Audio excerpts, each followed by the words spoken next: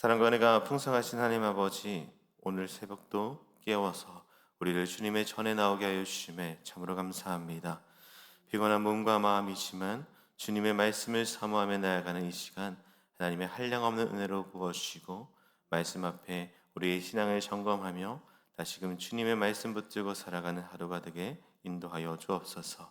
오늘 이 시간도 하나님 홀로 영광 받아 주시고 예배드리는 모든 이들에게 하나님의 한량없는 은혜로 덮어 주옵소서.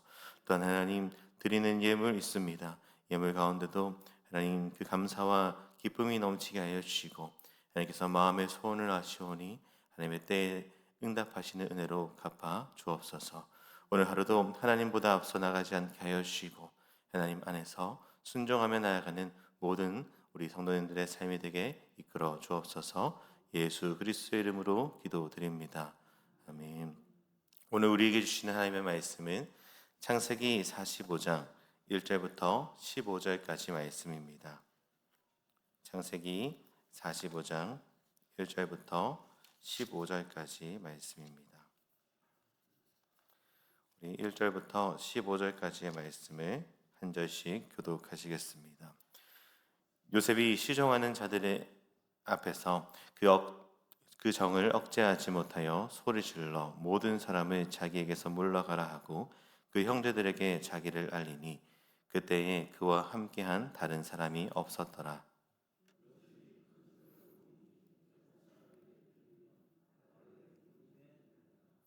요셉이 그 형들에게 이르되 나는 요셉이라. 내 아버지께서 아직 살아 계시니까. 형들이 그 앞에서 놀라서 대답하지 못하더라.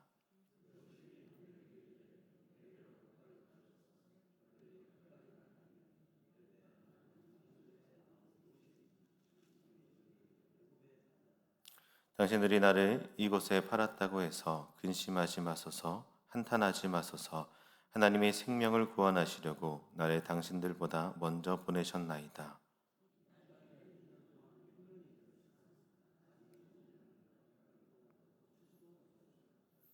하나님이 큰 구원으로 당신들의 생명을 보존하고 당신들의 후손을 세상에 두시려고 나를 당신들보다 먼저 보내셨나니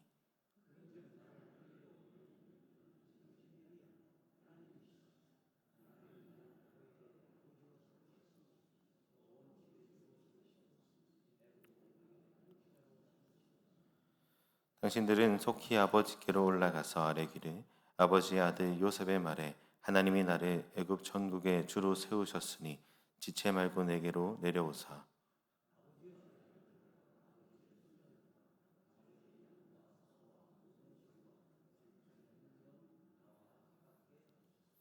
흉년이 아직 5해가 있으니 내가 거기서 아버지를 복양하리이다. 아버지와 아버지의 가족과 아버지께 속한 모든 사람에게 부족함이 없도록 하겠나이다 하더라고 전하소서.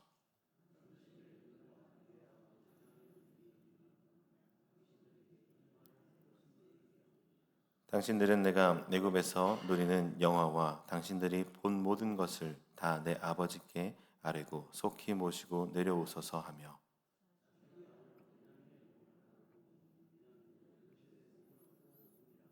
함께 보시겠습니다.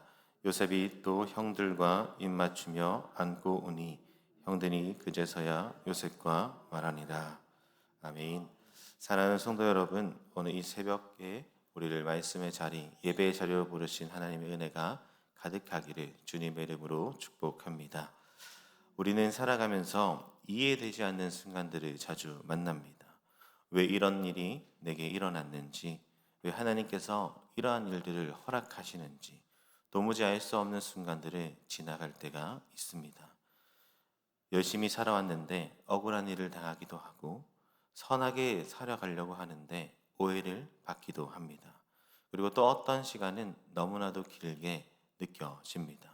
기도해도 바로 응답하지 않고 기다림이 길어지고 상황은 쉽게 달라지지 않는 그런 경험들이 다 있을 것입니다. 그럴 때 우리는 종종 이렇게 생각하죠. 하나님은 지금 어디서 무엇을 하고 계십니까? 정말 나의 삶을 인도하고 계십니까? 라는 질문입니다. 사랑하는 성도 여러분, 오늘 우리가 읽었던 이 45장의 말씀은 바로 그런 질문 앞에 하나님의 대답이다라고 할 수 있는 본문입니다. 요셉의 삶을 돌아보면 그의 인생은 결코 평탄한 삶이 아니었습니다.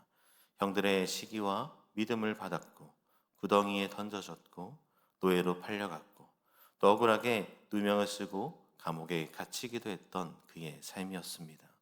겉으로 보면 하나님의 약속과는 하나님의 주신 꿈과는 멀어 보이는 삶이었습니다. 그러나 오늘 본문에 이르러서는 놀랍게 우리에게 깨달음을 하나 주고 있습니다. 그것은 무엇이냐면 그 모든 시간 속에서도 하나님은 단 한순간도 요셉에게 일하기를 멈추지 않으셨다라는 것입니다.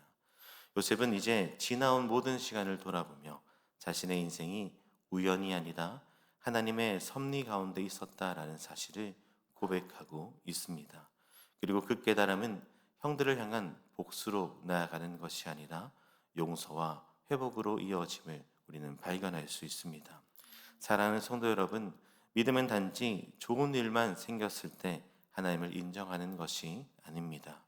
이해되지 않는 시간 속에서도 여전히 하나님께서 나의 삶 가운데 일하고 계시고 이끌고 계심을 믿는 것입니다. 하나님은 요셉의 눈물과 그 억울함조차도 헛되게 두지 않으셨습니다. 그리고 결국 그 모든 시간을 통해서 구원과 회복의 통로로 연결시켜 주고 계십니다. 오늘 이 말씀을 통해서 우리의 삶 속에서도 여전히 역사하고 계시는 그 하나님의 섭리를 바라보고 상처보다 하나님을 붙들고 원망보다 하나님을 향한 신뢰함으로 나아가는 저와 여러분들이 되기를 주님의 이름으로 축복합니다. 사랑하는 성도 여러분, 오늘 본문은 단순히 요셉이 형들과 다시 만나는 재회하는 그런 장면이 아닙니다. 오랜 시간 감추어져 있던 하나님의 뜻이 마침내 드러나고 있는 대목인 것이죠. 앞선 본문들을 보면 요셉은 형들을 만나자마자 자신을 밝히지 않습니다. 오히려 형들을 향해서 정탐꾼이다 라고 말하기도 하고 시므온을 붙잡아 두기도 하고 베냐민을 데려오기도 합니다.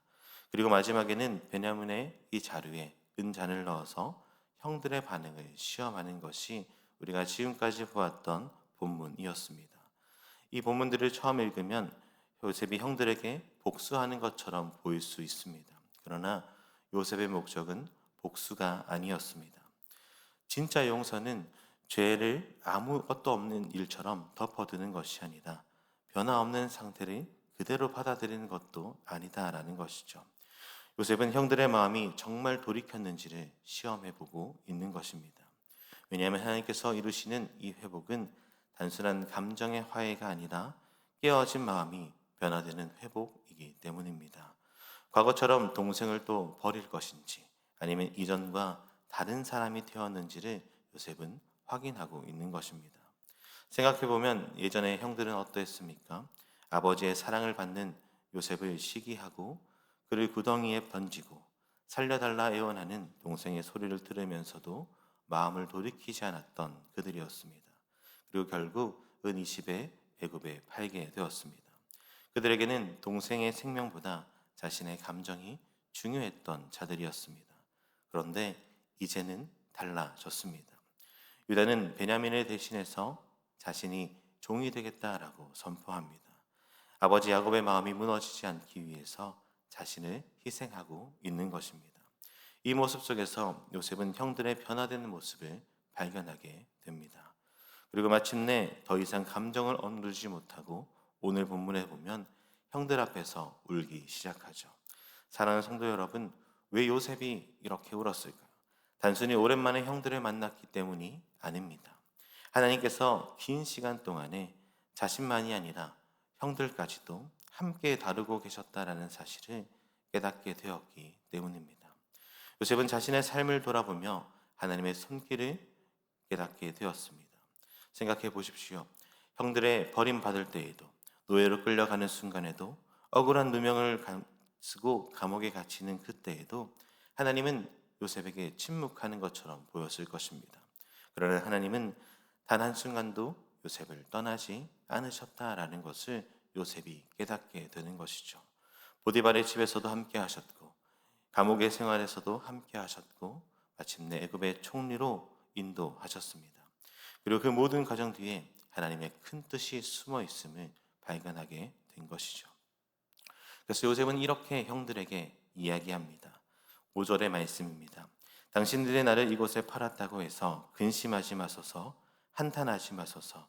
하나님의 생명을 구원하시려고 나를 당신들보다 먼저 보내셨나이다 라고 말입니다. 그리고 8절에는 더 분명하게 이렇게 말씀하죠. 그런즉 나를 이리로 보낸 이는 당신들이 아니요 하나님이시라. 하나님이 나를 바로의 아버지로 삼으시고 그 온 집의 주로 삼으시며 애굽 온 땅의 통치자로 삼으셨나이다 라고 말입니다. 사랑하는 성도 여러분, 이것이 바로 믿음의 시선인 것입니다. 보통 사람은 상처를 받으면 그 상처를 붙들고 살아갑니다. 누가 나를 힘들게 했는가? 누가 내 인생을 어렵게 했는가? 라고 말입니다. 그러나 요셉은 그 모든 것 뒤에서 일하시는 하나님을 바라보고 있습니다. 형들의 행동은 분명한 죄였습니다. 그러나 하나님은 그 모든 것을 통해서도 더 큰 뜻을 이루시는 분이심을 보게 되는 것이죠. 기근 속에서도 야곱의 가정을 보호하시고 하나님의 약속의 계보를 이어가시고 수많은 생명을 살리기 위해 요셉의 삶을 이끌고 계셨다라는 것입니다. 사랑하는 성도 여러분, 우리의 삶도 마찬가지입니다. 우리는 지금의 상황만 보지만 하나님은 우리의 삶에 이루시고 계획하시는 큰 뜻을 품고 일하고 계시는 분이시다라는 것이죠. 언제나 하나님의 선하신 뜻, 하나님의 뜻을 따라 우리의 삶을 인도해 가시는 분이십니다. 우리는 오늘의 눈물만을 기억하는 삶이지만 하나님은 그 모든 시간을 통해서 이루어낼 그 하나님의 때를 바라보고 계신 분이십니다. 그래서 오늘 믿음으로 살아가는 우리는 현실의 상황 안에 갇혀 억울함과 통회함만 나아가는 것이 아니라 하나님께서 나의 삶을 붙들고 계심을 우리가 믿음의 눈으로 바라볼 수 있어야 합니다. 그래서 하나님께서 이 시간을 통해서 무엇을 이루고 계시는가를 우리는 생각하고 고민해 보아야 하는 것이죠.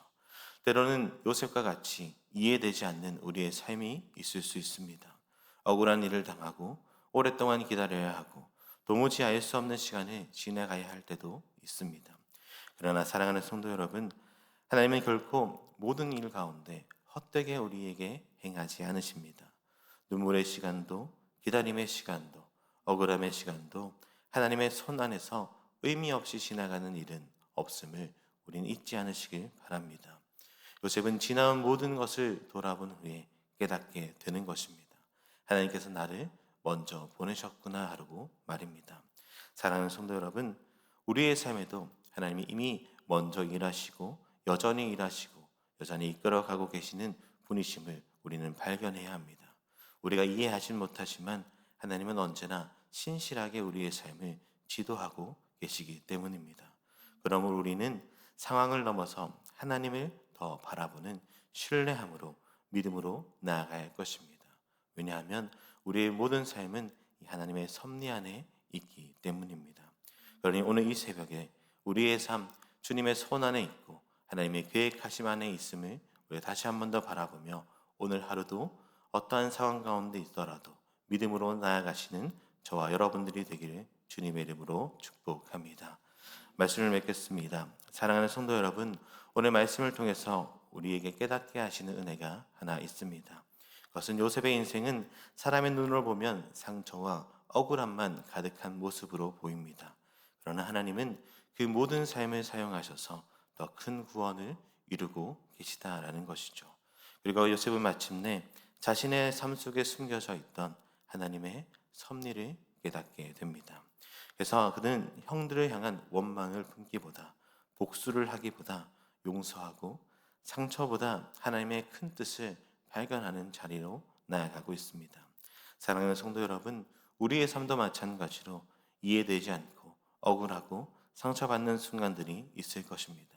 그럴 때에 하나님께서 우리의 삶도 요셉의 인생처럼 인도하고 계시는 것을 우리가 다시 한번 깨달아 그 모든 순간에 믿음으로 한 걸음 한 걸음 나아가 하나님의 섭리 가운데 있는 우리 모두가 되기를 주님의 이름으로 축복합니다. 기도드리겠습니다.